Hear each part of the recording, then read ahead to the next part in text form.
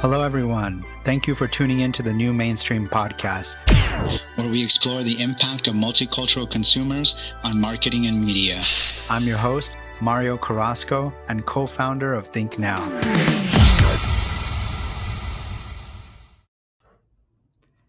Hey, everyone. Welcome to the New Mainstream podcast. Excited to introduce our guest today, Liz Pedraza, powerhouse in multicultural marketing, over 2 decades of experience bridging the gap between brands and Hispanic audiences. As president of CIMA, advertising and director of Hispanic Marketing at Pinnacle Advertising, she's led campaigns for some of the most recognized names in automotive, retail, and consumer goods. Her career spans leadership roles at media giants like Univision and Telemundo to building her own agency, always with the focus on delivering culturally relevant, data driven strategy. Liz's work is grounded in a deep understanding of local markets, cultural nuance, and the importance in trust. So, really excited to have you on today. Thank you, Liz. Thank you for having me, Mario. This is exciting. Thanks. Yeah. So we've had a conversation, so a couple of conversations. So excited to talk about it here on the podcast. But before we jump in, like you had a pretty awesome career in multicultural marketing, working some on the brand side, media companies. Can you tell us a little bit about your journey, how you ended up to where you are now? So, for me, it was an accident. I was born and raised in Chicago, inner city girl. And for me, there wasn't really what is next, right? What are you going to do when you graduate high school? I went to, I think, one of the worst high schools in the city. And so I had never seen what was out there. And one of my girlfriends, we went to secretary school because that was a thing back then. I'm dating myself totally, and they needed a temp at one of the largest radio stations here in Chicago at the time. And I went to temp, and then from there went to work into one of their news radio stations. And really, what cemented the fact that I wanted to stay in this was it was the first time I had seen women in a corporate environment, and they were calling the shots and, getting paid to do so. And it was, as a first generation Latina and a first generation everything, the first to graduate college and all of that, it was the first time that I had seen a woman do that. And for me, I was like, whatever she's doing, I need to do more of that. And it's been exciting. I've been extremely lucky to have worked in really great organizations. And again, like you said, Univision and Telemundo were the best universities to study at because they taught you everything from research and insights and the importance of a consumer first. And it, once I dipped my toes, there was no turning back. I knew that this is what I wanted to do. Did you immediately like were attracted to the marketing side of things, or did you dabble in other kind of aspects of corporate culture? Like, what was that turning point for you to be like, yeah, I want to focus on marketing? It wasn't necessarily the marketing. So before, I'm going to rewind a little bit. I went to visit a girlfriend in Atlanta, and we went to the world of Coca Cola. And it was the first time I had seen branding on a global scale. And I was like, whatever this is, I think I want to do this. This is awesome. If you can be anywhere in the world and recognize a brand like Coca Cola, how do they do that? Right. So that was what piqued my interest. I never knew the path. But once I got into the advertising side of things and I saw these people, I'm not going to lie, it was the money. I saw how much money salespeople made. And it didn't look like it was terribly difficult for me being a 19-year-old in the industry. I'm like, how hard could it be? Right. And I knew that I wanted to do that because I had grown up not knowing what financial security was or anything like that, and that to me was really appealing. And so that's where it was. That's where it started. I appreciate the honesty. I mean, I was on a podcast talking about kind of my journey, and I started as an English teacher, and not really thinking about the money. Obviously, you don't get into teaching about with for No. money, and I changed careers because of the money, right? Like I Yeah. just realized like um, I loved what I was doing and giving back to the community, but I'm like, I think there's other ways I could do it and not, and not be broke. Unfortunately, being in California, like it's just not. It's very difficult to make a living. So I appreciate the honesty there on the money part. Yeah. I don't think many people admit that, but I think it's the reason for many people to get into many industries, right? Like Yeah, we live in a capitalist society. You got to make we do. money. Yeah. Yeah. But it's nice to be in an industry though where we can like um, help our cultures be reflected in a positive way too. Yeah, I saw that the last stint I did at Univision, and I was social impact and like strategic marketing partner, bringing in corporations through what was cause related marketing. And one of the first research pieces that I did was take a look at all of the marketing dollars in the market and where was there a gap in Hispanics being included at all.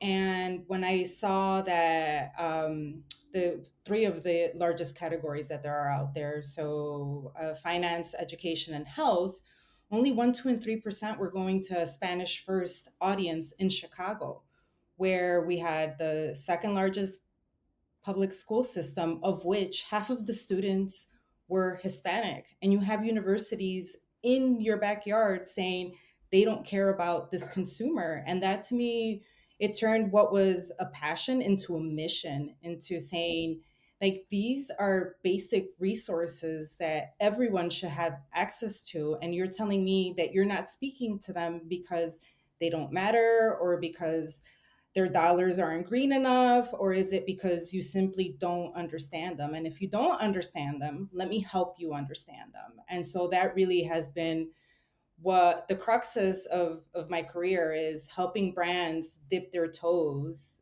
into this space and showing them like it's not scary, and two, their dollars are just as green as everyone else's. Our dollars are just as green. That's a perfect transition to my next question. So Univision was one of your I think one of your first corporate jobs, media marketing, right? And you point out a real issue, I think, in multicultural and Hispanic marketing in terms of the dollars attributed.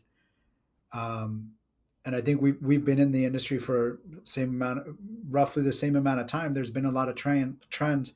How have things changed since then? Have things improved in terms of allocation, in terms of multicultural? I mean, we were around for total market. Like, what are some of the changes, both positive and negative, you've seen since you've been in the space?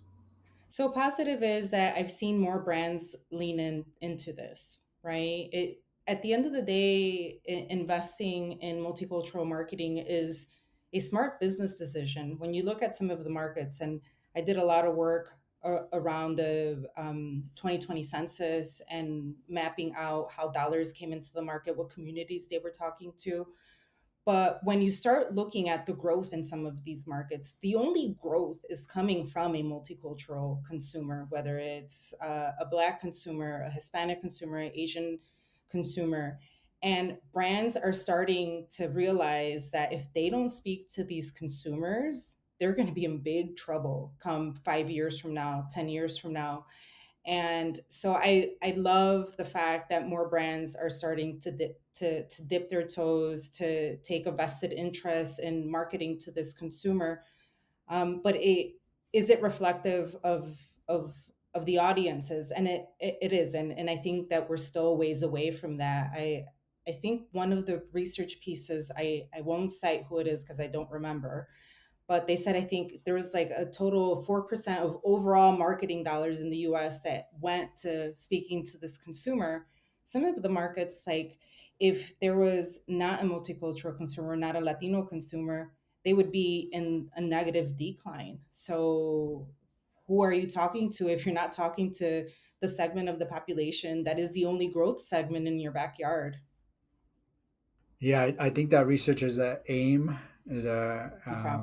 ANA AIM. I do, yeah, I Yeah, do I think it remember. was one of those. Yeah, or Hispanic Marketing Council. We're all beating the same drum, right? In that, hey, like you need to pay attention to us, and it's smart business, and I appreciate the fact that it went from from being Hispanic to then being DEI to now being it's just smart business to target these consumers. We're moving in a positive direction.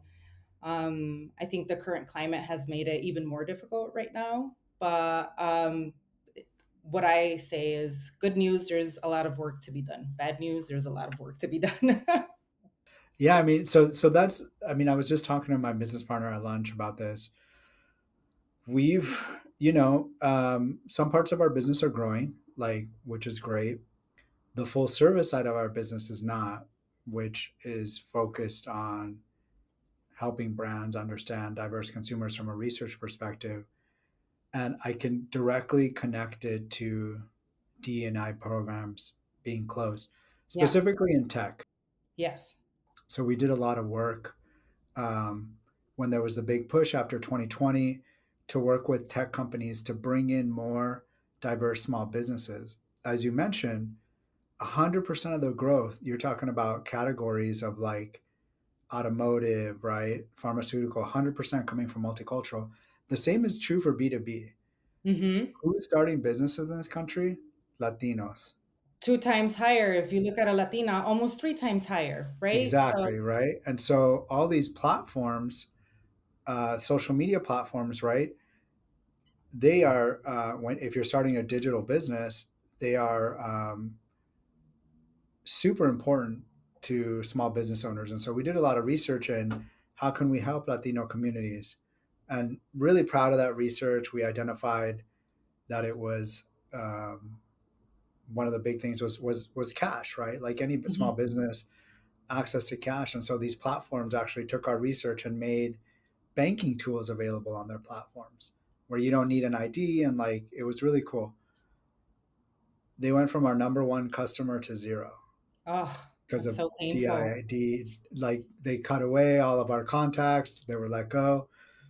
So, I mean, how do we bounce back from this? Like, and we've had conversations and this is just one client anecdotally, but I know that this is happening in our industry, both research and marketing.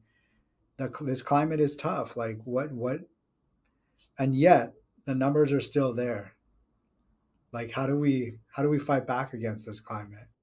I think it's slowly, right? I had a manager, a very good friend of mine. She's like, "How do you eat an elephant? One piece at a time."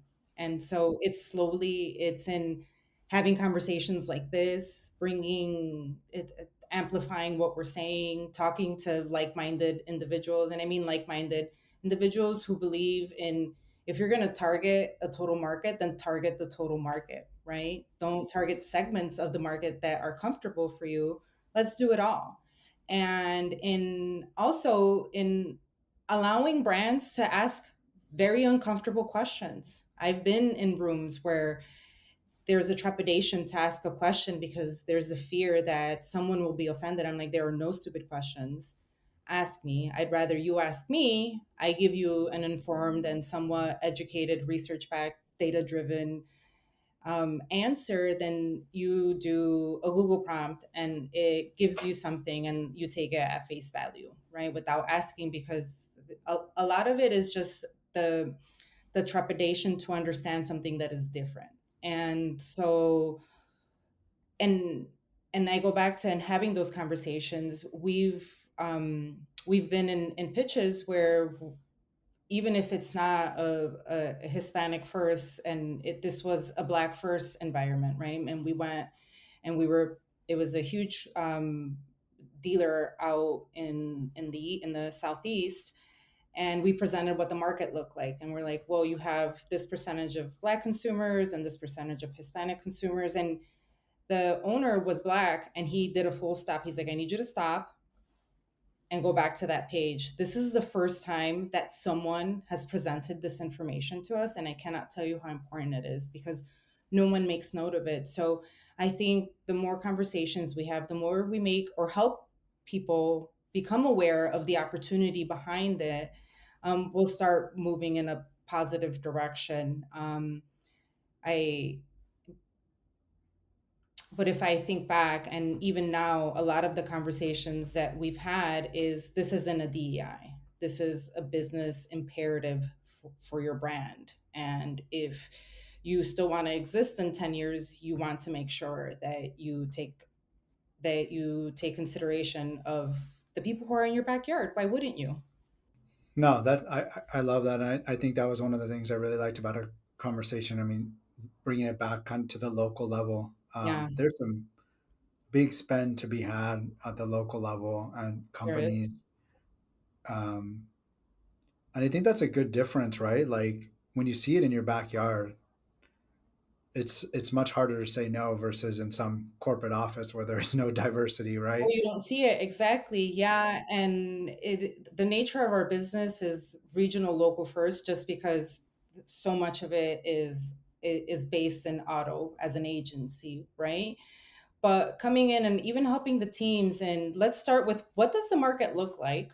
And then once we discover or find out how that market looks on the ground level, then we know how we can speak to these people, right? And so that's been great. I think there's been a pivot even within our own agency and how we present, how we approach the markets, because we look at it from the ground up. If you look at it from a national perspective and you take on a national level, what we're 19% of the overall, but in markets like in LA, where the minority is almost a majority, like 50, or Miami, where the minority is the majority, now you have a huge gap because you're only allocating 17%, but how are you drawing that to the ground? How are you making an impact on the ground? We're still a community that is very, very communal, right? We want to see people that look like us. We want to be around people that feel like us. Who doesn't, right? And when brands do that, I think that and not I think, I've seen that on the back end, the ROI is almost a 3 to 1. So why wouldn't you want to do that? Let's talk a little bit about your agency. I mean, that was like you, and you have two roles. I think it was really interesting when we dug in our first conversation. Like you're at Pinnacle, and I think and see like tell us what you do there, and kind of both of the roles that you're juggling. Well, Pinnacle I was on the vendor side. So on the publisher side, whether I was at iHeart or NPR or Univision, Pinnacle was always on my agency list. WeatherTech was always our biggest zero share client that we were trying to go after. They were in all these Hispanic markets and zero Hispanic spend. And one time I was having lunch with the president, and I told him, I was like, you guys are big enough to do multicultural. What are you doing with that? And he's like, I don't know. And I'm like, well, let me know and I will come in and I'll run it for you. And it was just happenstance. It was just an idea I tossed out. A couple months later, he's like, I talked to the owner and he wants to see a plan. Well, then I was invited to bat. And what are you going to do? Not bat. And I put a plan together and I came in as co founder of CIMA. And so, as co founder president of CIMA, my job or my role is to build a portfolio under that agency that is multicultural first. And it's actually helped our Pinnacle brand. I'm the director of all things multicultural for Pinnacle. And it's helped Pinnacle open doors that they wouldn't have been able to open without that multicultural component. We've been in offices where we're talking to brands and they're like, you want to know what the differentiator is here? That is your differentiator. Whenever you go to brands, start with that because that is something that is not out there, and that is a differentiator for you as a brand. And it's been exciting. I've been here for 2 years. I've learned a ton, and I've also have changed very proudly a lot of how the agency thinks, and it's been fantastic. And so, building an agency from the ground up, I mean, that's an undertaking in itself. And I'm curious, like, for listeners maybe that I don't know want to start their own practice or within an organization, like, what are some of the effective ways that you've seen either at your work at CIMA or Pinnacle of connecting with Hispanic consumers? You mentioned something like community. I mean, what Mhm. are other kind of key ways that you're connecting with Hispanic consumers on the local level? So one of the best ways is through social media, right? How many times do we pick up the phone and we're on social media? And now you have a plethora of social media outlets that you can tap into, right? It's how a lot of us communicate just sending memes, right? And one of the biggest successes that we had as an agency at Pinnacle for the Honda brand was through social media, and it was in Las Vegas. And they had onboarded, there was two pieces of creative that were created for that market that were Hispanic first. The people in the spots were Latinos. One of the stories was, what is your Honda, or show me your Honda. I don't remember the tagline of it, but a girl had sent in a video of how her brother-in-law let her borrow his Honda, and so now she wanted one too, and then she was showing off her Honda. How many times have you done that within your own family? Well, what kind of car do you have? Let me drive it. Oh, I love this car, I want this car. And then they go out and buy it because we're very seeing as believing, and if you can do it, then I can do it, we all can do it. And so that was really fun. And then the second piece of creative, which everyone laughed at, we're in the room and no one in the room understood it but me. I was the only Latina in the room, obviously. And it was a woman, and she's going through her day in her Honda, transporting her sick husband, who she treats like a baby, which is very culturally relevant for us, right? And everyone in the office in the room was like, "What is that? That doesn't like." They were laughing, and I was like, "No, no, no, you don't understand. We do treat our men like big babies when they're sick, and we're los apapachamos. No, we're like, oh, come here, my baby, and let me feed you and let me take care of you." And it was those two spots, or those two social media assets, were the best performing in the region. Yeah, that's awesome. That's Yeah, awesome. So, I mean, social media, and then you alluded to something else in there, right? Like cultural nuance. cultural nuances, right? Were they English spots, Spanish, or both? So they were, the second one, which was the girl and her husband, was English, but they were both Latinos.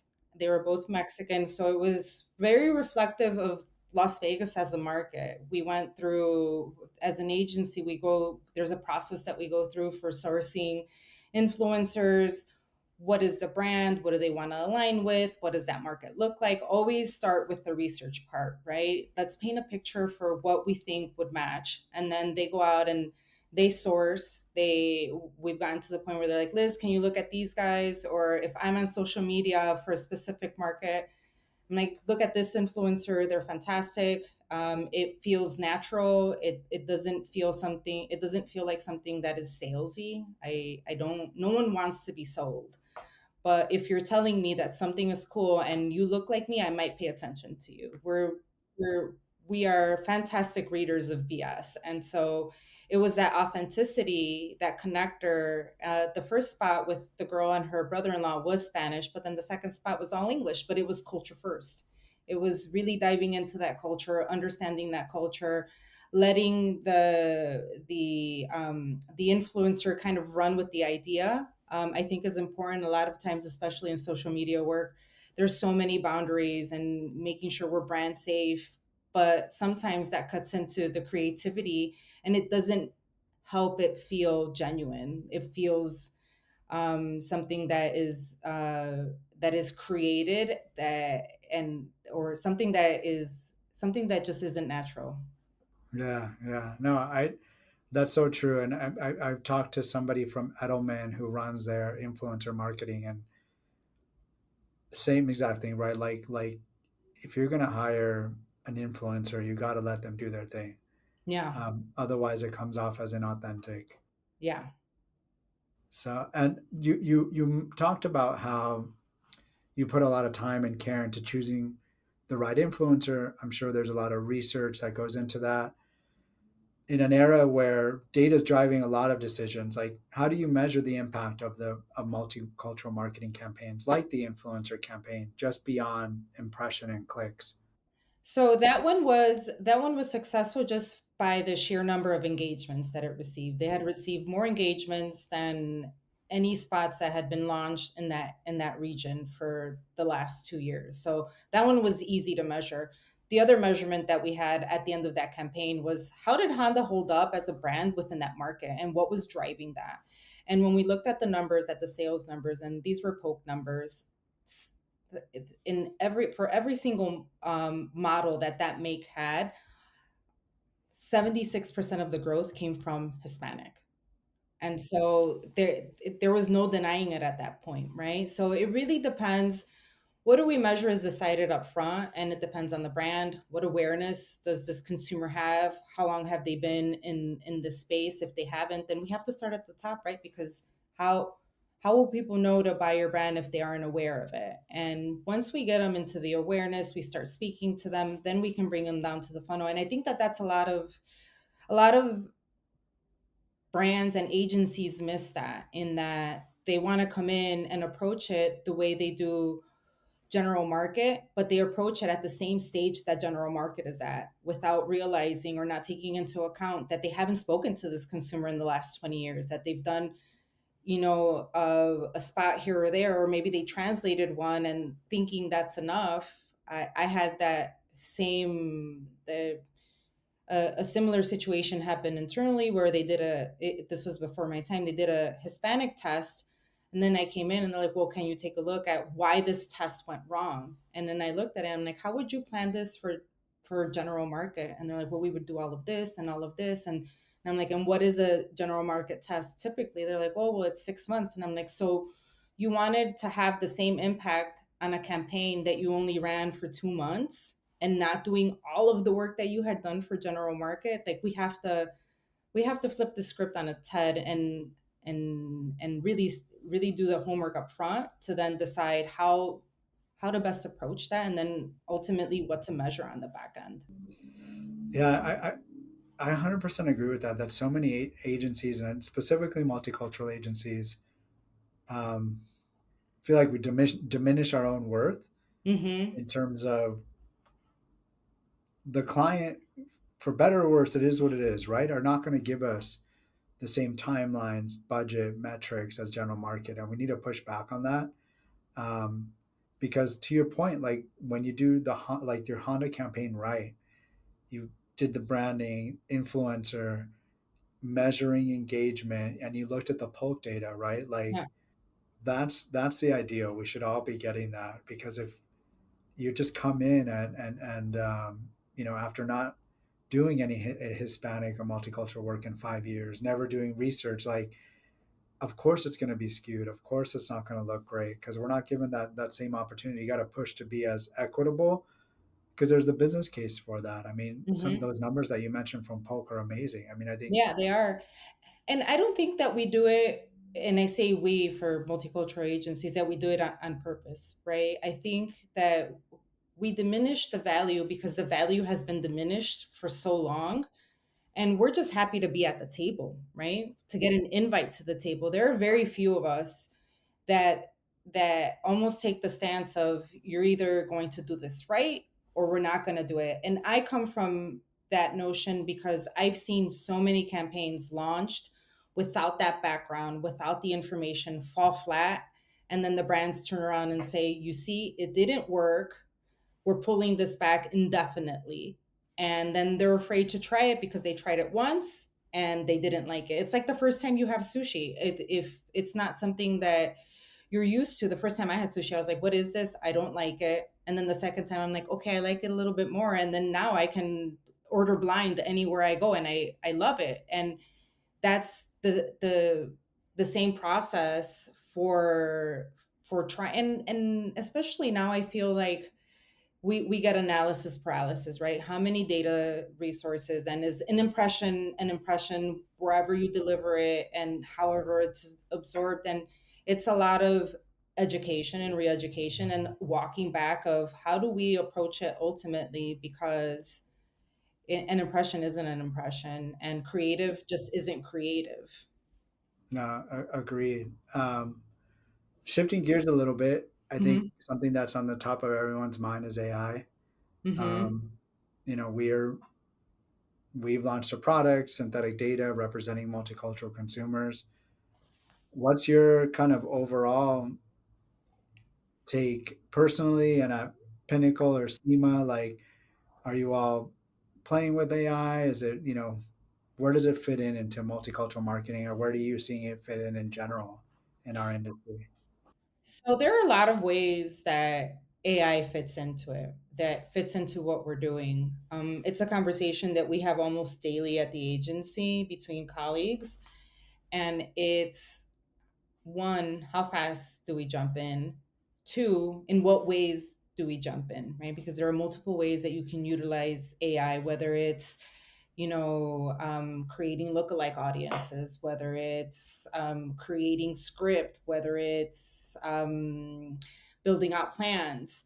But I think AI, as it is today, is still too new to fully be dependent on it, and especially from a multicultural perspective, AI is as good as the information that's input into it. And if there aren't very many of us who is putting that information into AI to teach it how to do this, it's going to be flat. I was working with an AI partner, and they're a content creator for automotive dealers and in the automotive industry. And I asked him, "Hey, what are you doing for multicultural?" And he's like, "Well, we're going to dip into this, and where it'll translate." I was like, "You cannot do translating. We have to create it from the ground up for a multicultural consumer." And so then they invited me to help them in the crafting of this AI machine for them. And how do we bring in the linguistic nuances by territory or by region or by market? Because you and I know that an LA, a Miami, a New York, and Chicago all feel very, very different on the ground. I mean, we have 20 Spanish speaking countries. Would we make the assumption that a French speaking French consumer from France is the same as a French consumer from Canada? We would never assume that. But why do we assume that for multicultural consumers?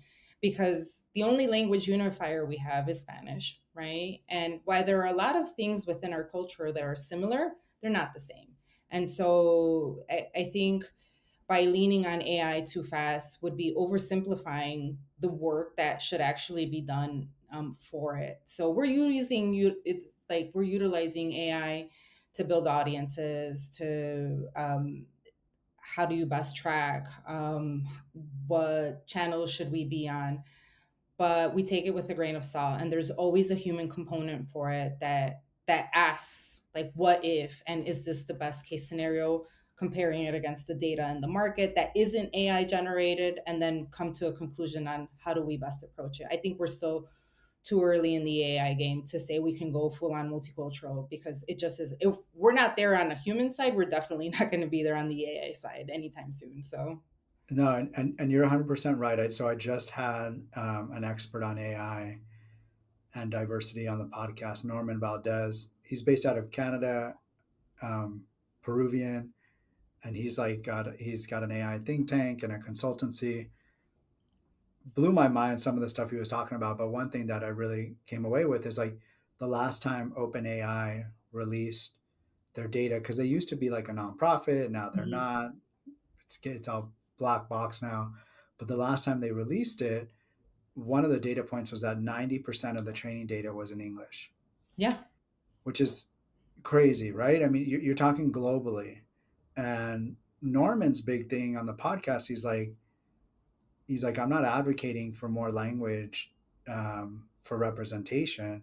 He's like, AI will be better if it's representative of more languages.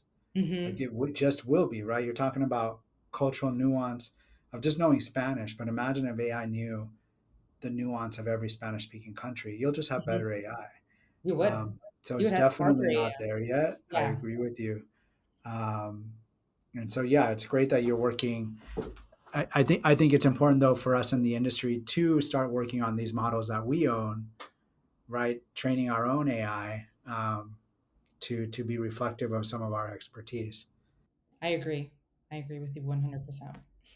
Um, so we're believe it or not, we're almost at the end here. I have a fun segment that I like to ask people. Are there any books, podcasts, anything that you're listening to, reading, or watching that's related to your work, has helped you or not, just for fun, that you want to share with us? Actually, and it's not to appease you in any kind of way, but post our last meeting, I've been listening to your podcast, and Okay, it's awesome. been exciting and inspiring. The marketing space is not very big. And when you look at how many of us are in a multicultural space, there's even less of that. And so it's like when you haven't seen a friend for a long time and you see or you hear or you speak or connect with someone who's in your space that gets what you're doing, and it creates more passion and more inertia to want to get out there and continue doing the work. I've never been a podcast listener because I have the attention span of a 2-year-old. I just do. I'm always running a million miles an hour. And I wish I had more time for TV. I'm a single mom. I have 2 kids, so do not have time for TV. But I do take the time in the morning when I'm having my coffee to just put it on the background and hear what are other people saying, what are some of the points that they bring across. You bring in people from different aspects that aren't necessarily in the space but impact the space, and so I've appreciated that. Oh, that's awesome. That's really, really cool to hear. Thank you. Yeah, it's been great journey. Like we first started to just talk about research and it was really niche, but I realized like I just enjoyed bringing people on from our industry because like you Mhm. mentioned, there's not a lot of us. There's no podcast that highlights us. And so it's just cool to talk to other people because yeah, we don't show up to work and see a lot of us. We're usually the only ones there. So Yeah. to have a digital community is nice. It is. It's been really inspiring. I was lucky in my career that, especially at Univision, it felt like home, right? A lot of people looked and felt like you, and they talked like you, and we had big parties, and it was a lot of fun. Outside of that space, that really hasn't existed. And even now, it's like, lone man country. I walk into a room. I've been at conventions, and I'm like, I think I'm the only Latina I've seen here, or at some really big corporations where you're on a Zoom and you look through the 300 people that are in attendance and you're like, I am the only Latina in here. And it's not that everything should be erased, but it's really nice when you do encounter people that know and can relate to being in this industry and doing the work that we're doing that isn't always recognized. 100%, 100%. And to that point, like what's nice to hear too, one of my favorite things, like people that listen to the podcast that want to get into this field. Yeah. What for people that want to get into this field, specifically marketers, any advice? Um, Don't be afraid to ask questions and don't be afraid to reach out. I promise we don't bite unless you want us to. But there is nothing more exhilarating to me that when I meet a brand that is like, tell me more, right? And I want to give them the entire plethora of research that I have. And so that's been really great. So that I think that would just be it. Like, don't be afraid to reach out. Don't be afraid to dip in. Don't be afraid to ask questions. I promise you, if you do, you will be invited to the asada, because that's just how we are as a community, right? We want to welcome people into this space. And I don't think that a lot of people know that. And so, yeah, Great advice, Liz. Thank you so much. thank you, Mario, for having Awesome me. conversation. For people that want to connect with you or like learn more about your work, CIMA's work, Pinnacle's work, what's the best way to get in touch with you online? Online, I would say you can go to either of our websites. So CIMA, CIMA advertising.com or pinnacleadvertising.com. CIMA is just a translation of Pinnacle. So Pinnacle is the highest, most point of a terrain or mountain, and CIMA is La Cima de la Montaña. It's the highest, most point of a terrain. That's not difficult or that's not easy to forget. And or on LinkedIn, Liz Pedraza. I promise I do try and answer all emails, because I've been on the vendor side before, and I know what it's like to not get replies back. All right. Well, thank you. Thank you everybody for listening. And Liz, thank you so much for joining us. Thank you again for having me, Mario. This was nice. Thanks to everyone listening in. To get more multicultural insights, check us out at thinknow.com and follow us on social media. You can also subscribe to this podcast on your favorite platform.